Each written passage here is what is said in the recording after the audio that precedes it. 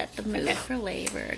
So I always say, let's set the mood for labor. So it's not necessarily something you can pack in your bag, but I think a playlist is key. Something that a woman curates during her pregnancy. I recommend that my clients, like, while they're nesting and putting the baby clothes in the, in the dresser and hanging them up at the closet and getting the nursery ready, have your playlist and go through it and edit it while you're doing those types of things, so that when you're in labor, you don't have to think about, oh, wait, actually, I don't like this song.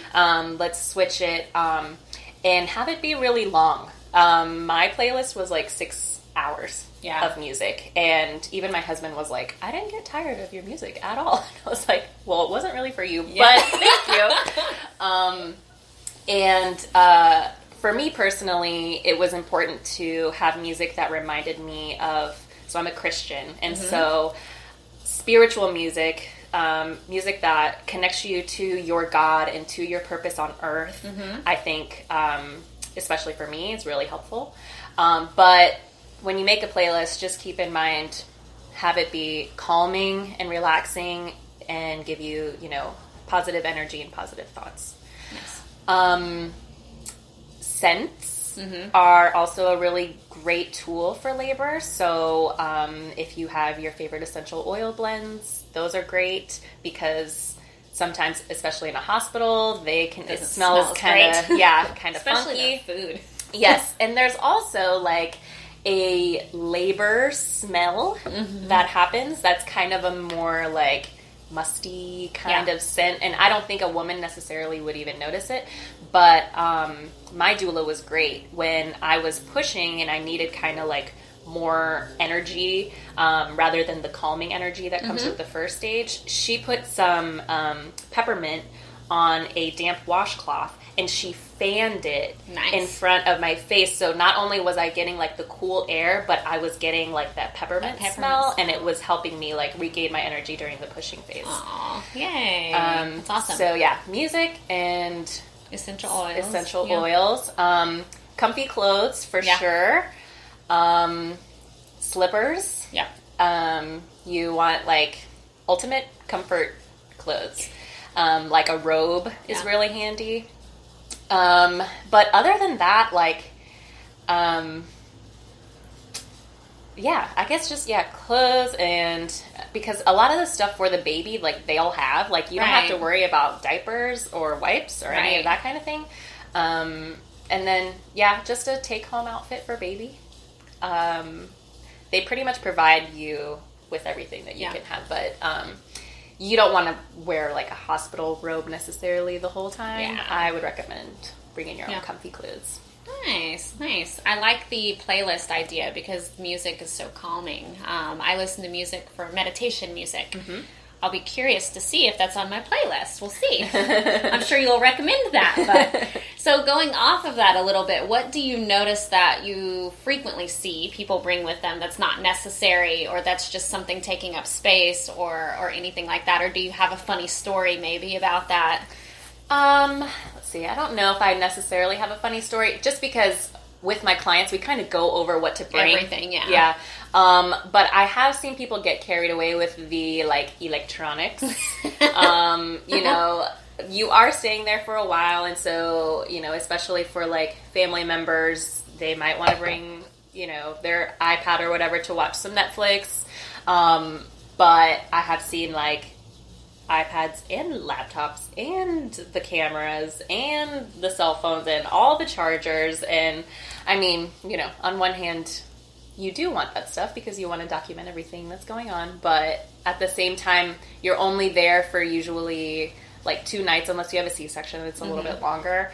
And I would say like maybe limit it to 1 electronic device per person. Yeah. Yeah, because it can be distracting, 1, but 2, it's so fascinating to me how we can't turn off our electronics for something so beautiful to happen. It's crazy. I've had past patients and colleagues and friends tell me that they're videoing the whole process, and there's just pictures all through the place. And first I was like, I don't want anybody to see that. Me, come on. I would recommend, if you want, like, hire a professional photographer, because those moments are really special, and you don't want to be like a bystander with a phone Right. in front of you when, you know, your loved one is having a baby. Like, you want to be there in the moment and sharing those beautiful moments. So hire a professional photographer and leave all your stuff at home. That's a great piece of advice, actually. I like that. I like that. So we already talked a little bit about what made you become a doula and what made you interested in the process, and how you were practicing as a doula before you got pregnant. Yes. Yes. Okay. I had been to over 30 births Wow. before I had my baby. Ooh, so you had both sides of the table. That's awesome. Yes. So what about your experience just confirmed for you that this is where I'm supposed to be?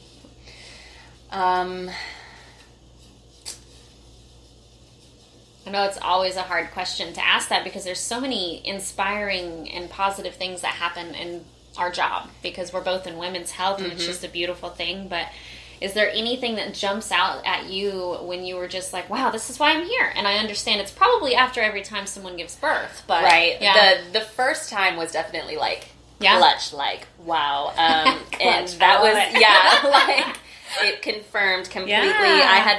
I had done my doula training, I had done my childbirth education training, I had watched a bunch of documentaries. I had visited, prenatally with clients, but until I went to my first birth, and it wasn't even like this amazing, magical water birth, ethereal, out of the hospital. It was a very typical hospital, epidural,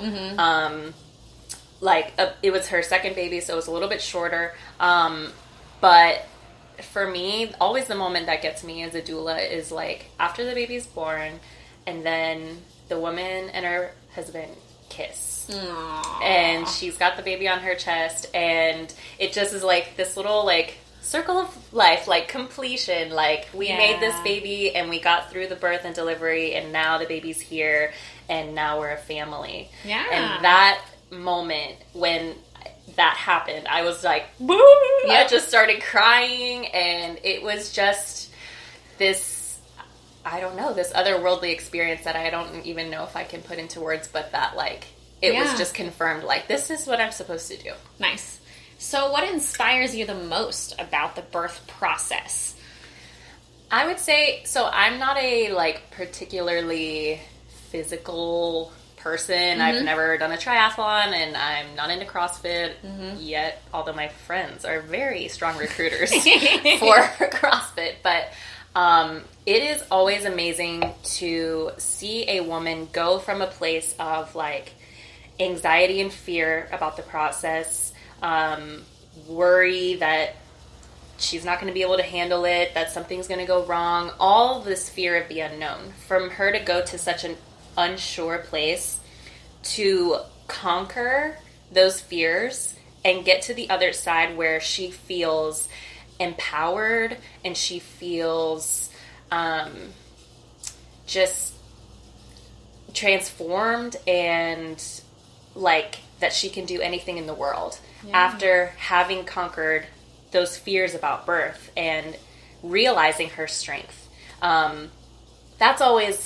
That's probably my favorite part. Also, seeing their partners come in and, like, partners want to be so helpful, but a lot of the times are clueless and don't know how. And they have the love for the woman, but they don't necessarily have the tools for how do I best support a woman in labor.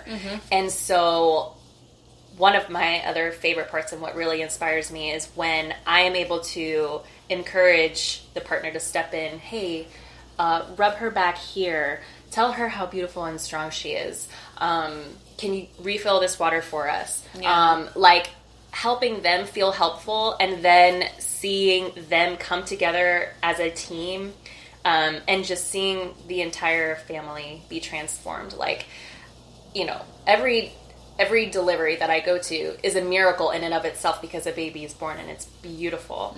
But just the process that the woman goes through is probably the most inspiring thing to me. And that's awesome that you get to be a part of that whole thing.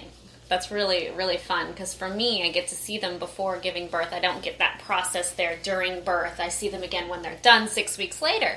that is really empowering. But even when I see a patient who's pregnant and then she gives birth and comes back, she's a totally different person.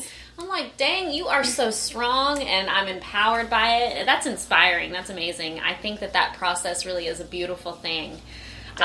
So is there anything about what you do that really adds fatigue or maybe burns you out about the process of birth? Is there anything that you see sometimes and you're just like, oh, there again, or... Right. Yeah. I mean, especially here in the United States, our statistics for maternal health are not great. Our C-section rate is too high. We pay more per capita for maternal health, and yet more mothers and babies are suffering here than in a lot of other countries. Thankfully, I have not had too much experience with the negative aspects of the medical system. Thankfully, the providers that I've worked with have really championed for women, and sometimes they're rushed and things like that, but I've had really positive experiences, especially in the hospital. But birth work is just, it can be very emotionally draining. You go to a labor, and as a doula, you're signed up to be there, whether the labor is 4 hours long or 40 hours long. So there's definitely a thing that we call a birth hangover, where afterwards you are tired and thirsty, and you just need to kind of debrief. Sometimes there are traumas that are experienced that we need to debrief from as well. And then I would say probably the other thing is that in my doula training, I've been taught very well how to support women, but where we are kind of lacking is that business training of, okay, you're a doula now, how do I run my own business? And that I've had to really seek elsewhere. And that is where I see that doulas are suffering, because they're not charging what they're worth. They're taking too many clients because they're not charging however much they need to be really, truly charging. And they get burned out. They do too many births in 1 month, and they're not spending time with their families. They're not debriefing. They're not putting routines and boundaries in place. So I think as a female entrepreneur, having your own business, that part is also something that's not really talked about, that can be really draining. And it's challenging too if you don't know what you're doing. It's tough. I'll just be honest. I didn't actually know what a doula was until 2 years ago when I started, all my training. So it was just oh, well, what's a doula? And then you go into midwife, doula, and then you go in to learn about what everything is. And I think that's a big deal. I think we need to know that beforehand, because it's important to know healthcare professionals and what everyone does and how they can assist along the way. Yeah, it's a relatively newish thing. It's, I think, on the up and up, and I think it's becoming more mainstream, but I feel like a doula is really the missing puzzle in the piece of getting prenatal care, because you might have a wonderful provider, but they're limited because they have a lot of other patients.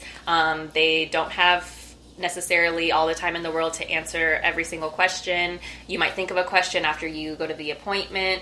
Some experiences obviously are better than others, but the doula, she's your personalized guide. She helps and educates and supports you to meet your goals, which obviously we say, healthy mother, healthy baby, but we also want families to feel connected. You want not only physical outcomes, but emotional outcomes to be good.